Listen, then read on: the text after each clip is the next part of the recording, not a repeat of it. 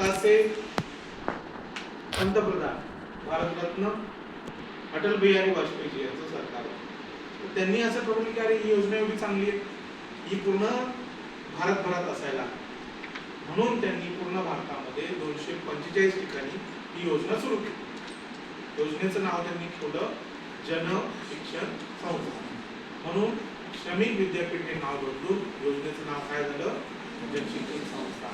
आणि त्या त्या जिल्ह्याच्या नावाने ही योजना ओळखली जाऊ. आपला जिल्हा कोणता आहे, म्हणून आपली योजनेचं नाव जन शिक्षण संस्था रायगड.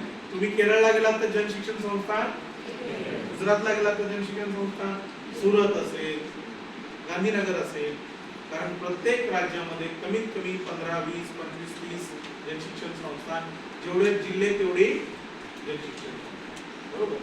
आणि ministry of human resource department आणि एज्युकेशन डिपार्टमेंट म्हणजे मनुष्यबळ विकास मंत्रालय आणि शालेय शिक्षण विभागाच्या माध्यमातून ही योजना सुरू आहे. साधारणपणे 2015 पर्यंत ही योजना सुरू आहे.